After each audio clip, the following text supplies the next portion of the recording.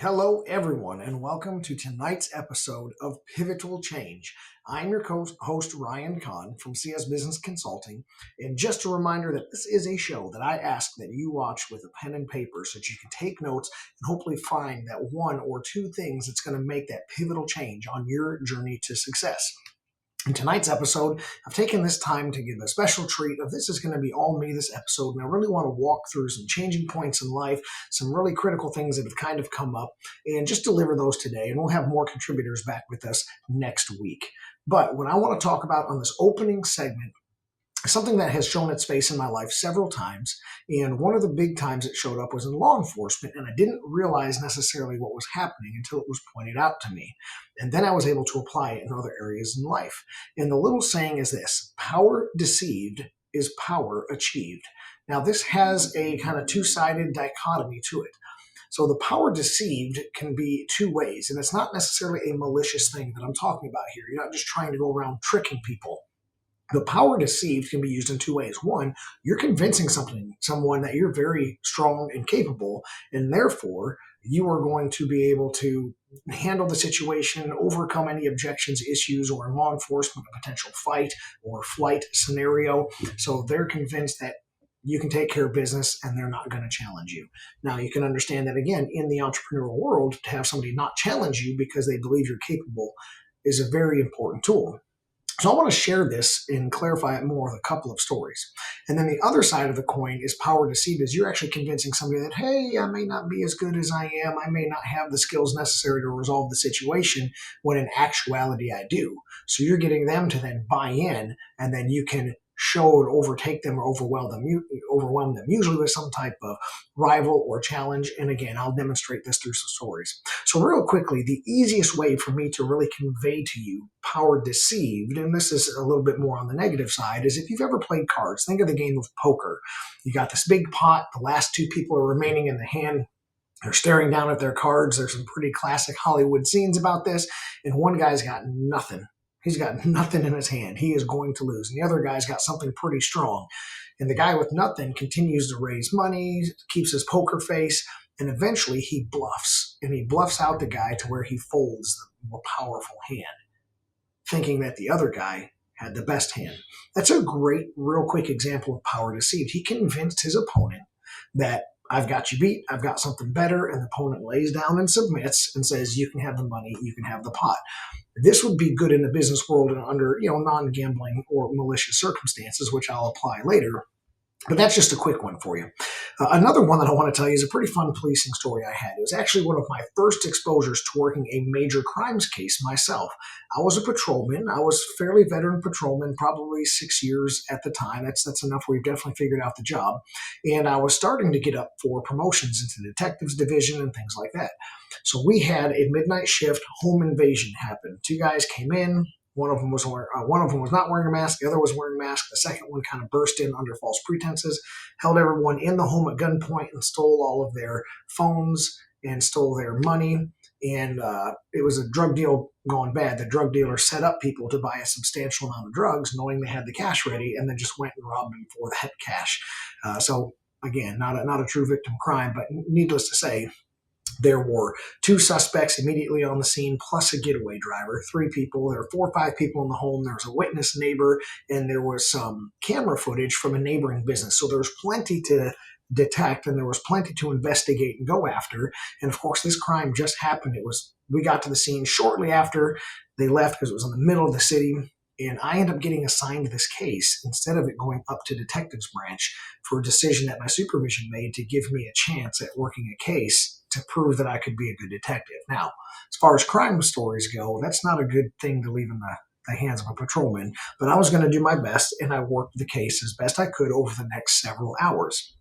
What eventually happened is I tracked down a name of a suspect. I found a location for the suspect, and we went and contacted him at the apartment in which he was staying, located him visually. It was clearly him. There were clothing matching his clothes in the corner, and we ended up going ahead and arresting him based on probable cause on everything that we had lined up and the description and the matching phone that he had. But I was still missing the cash, still missing the gun. And of course, a confession seals the deal because I have all of the cooperating evidence. get him back to the police department for an in-custody interview, some Miranda rights and everything. And this is one of my first big interviews of this nature. So I go print off as much as I can about this guy. I want to learn his background, his criminal history, get all the facts from the computer system about when the call came out, all the players. And what we do is we print, and it has pictures of this guy's picture on his page of his description of his criminal history. And this is probably somewhere between a dozen and 15-page document. So it's a little stack of paper. And I said, man, this doesn't look very impressive for me to walk in with this file folder right here on this desk, so thin, so little. I want to look like I've done investigations for the last several hours and I know everything. So I literally took a half-inch stack of paper off the printer, shuffle it up just a little bit, and put it underneath those 12 or 15 pages of actual real materials. That way, I could walk into the interview and go and set down this huge file folder. So I was deceiving him and believing that I had all the power of knowledge, the power of information about every witness interview was already written down and captured in every system and every printout and report. And when I start flipping through that folder, I opened it wide open and I flipped through the first page and I'm holding it up so he can see it upside down. I hold it up and he can see his picture. He can see his address. He can see several things that are taken, including 1 or 2 witness notes. I said, look, man, I've got everything I need right here. I know exactly what happened. And the only way you're going to get any mercy is to give me a complete confession so that I can go to the court and say, hey, this guy actually took accountability for his actions and he needs a little break. You won't escape punishment, but I can be your advocate saying this guy screwed up. He feels sorry for it and gave a confession. That guy literally says, man, I can see you've done your work.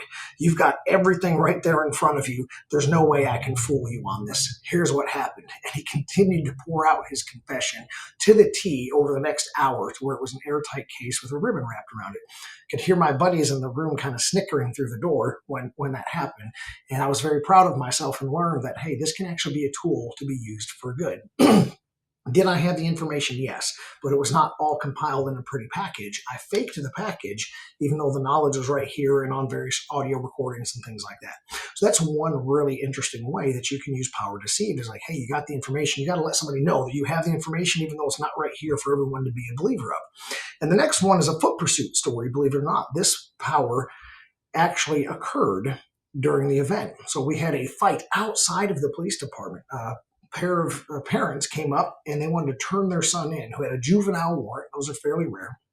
And they were going to turn him in. They got in an argument with the son who wouldn't get out of the van. So a couple of the officers leaving shift that day, I was coming on shift, sitting in the middle of the police department, in the middle of roll call, went to go, hey, there's people arguing out front. They went to deal with it. As they approached, the kid hops out the other side of the car and just beelines it straight down the road. Foot pursuit. So we bail out from the police department, run out the front door. There's this kid running down the street, and I end up tracking him down. I happened to be at that time the fastest, healthiest police officer on the shift. So I'm ending up eating this guy up, and I know I have the ability to track this guy down. But let's say there's a weird fence. Let's say he disappears into a building. Let's say he turns left and I think he goes right. He can definitely escape regardless of me being in better conditioning than him. So as I'm getting closer to him, I start yelling, hey, man, you better quit. I can do this all day. Hey, man, you better quit. I run 5Ks all the time. I'm faster than you. You can't escape me. And I start harassing this guy to let him know I have power, and I need him to believe that I have the power to track him down. He eventually gives up. His legs start burning. Mine were burning as well. And I didn't want to have to catch this guy while fully exhausted. Fighting while exhausted is a dangerous thing. So he ends up giving up. Of course, my legs are burning too. And he turns to give up. And as he gets closer, he decides last second to put his fists up and fight me. And I'm able to run him down, wrestle on the ground, get him handcuffed. He had a bunch of money, a bunch of drugs in his pocket.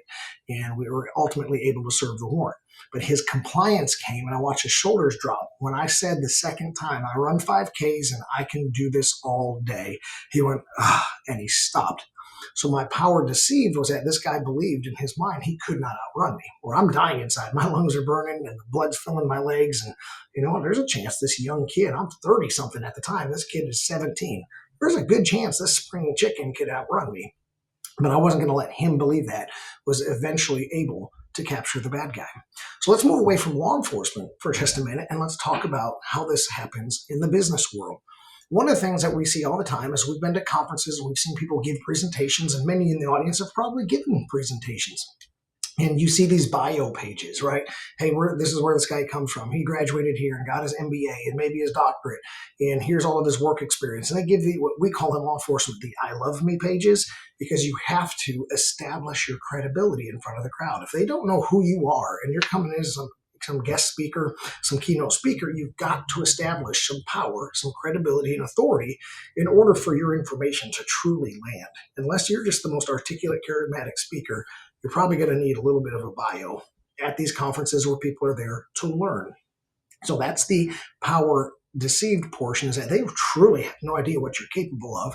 Obviously, you're telling the truth, but the deception is that they have never experienced your intelligence, your power, your capability in real life, and you have to convince them that that is true, so they'll receive your message, they'll get the most out of the conference, and hopefully go use something in real life. So those I love me pages can be important. I hate doing them because it sounds like you're just bragging on yourself on stage. Everybody's got cool stuff going on in their life, but I just hate feeling like I'm bragging. So if you ever have the opportunity, have somebody else do your I love me page. Have somebody else introduce you.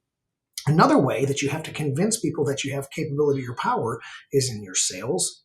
You got to make sure people understand that their service, the product you're selling is pretty awesome, and you have to make them a believer without experience that they should buy into you. Anytime you handle a complaint, some of those complaints may even go to, I'm going to report you to HR, I'm going to file a lawsuit, and you have to convince them, let's take a breath. I know exactly what I'm doing. Here's the process we established, and I did all of these things correctly. Your complaint's going to die if you file it, because the systems were set in place, precautions were taken. So those are another areas where you could really go out there and promote your power deceived. And then training issues. Training is another one. You have a new person walking in off the street, somebody getting transferred to your division. They don't know anything about you. You have to establish yourself as an authority real quick, again, with no experience. So you must convince them that you have the power, the knowledge, the skill, the ability to train them and make them a better person. Of course, lead the team, lead the mission, lead the division, lead the company when they hire on with you. So you actually use this a lot of times. You need to make sure that you are understanding that, hey, I can go ahead and take control of the situation. And then a fun one on the last one is the power deceived side, is where you might say, hey, I don't know what I'm doing. I don't know what I'm talking about. The poker hand of the opposite. You pretend to ho-hum and bite your fingernails when really you've got 4 aces. And you get them to put in more money, but you've got 4 aces. And then boom, you show your big cards, you rake in the pot because you deceived them that you did not have power. That works in law enforcement as well. I've had to play the dumb cop at times in order to just somebody say, oh, let me gain compliance. Let this cop in here. Let him do his thing. He doesn't really care. He seems like a knucklehead, a Barney Fife type. And then all of a sudden, like, oh yeah, but here, and here, boom, I've got you. You thought I was lazy or sloppy or unintelligent, and I fooled you. Another time to do that, other than poker or law enforcement, would be, hey, if you've ever done a sports competition like martial arts or wrestling, you kind of don't look strong and maybe you're very weak, and this guy just doesn't put his best efforts, and boom, you snatch him, take him to his back, you pin him, and you get the win. This can happen in business with your rivals. You can position yourself a certain way in business with your rivals. You can do it, again, to imprint learning. And then all of a sudden, boom, you pull out the right answer, you pull out the better product, or you pull out the path that is needed to be taken. And then you can really impress upon people that you believed I wasn't capable, and I allowed you to believe that so that I could now make this impression on you and take you to the next level. So there's a really good opportunity to do this. I want to summarize the power deceived is power achieved to just remind you that you can gain cooperation from people by convincing them you're powerful, so therefore they comply. You can inspire people. They can believe, like, man, you've made it, you've done it, you have no struggles in life, which we all know that is a crock. But they can look at you and inspire you to follow you down a good path that does have a lot of good fruit and good potential. To gain compliance from people, to calm chaos. If you show up and you look like a big, powerful officer, or you're a big, powerful boss, businesswoman, businessman, and you are calm and capable, even though you may be stressing and struggling on the inside, you are projecting calm and capability. Everyone else will calm. They will mirror your behavior. And you can further your influence.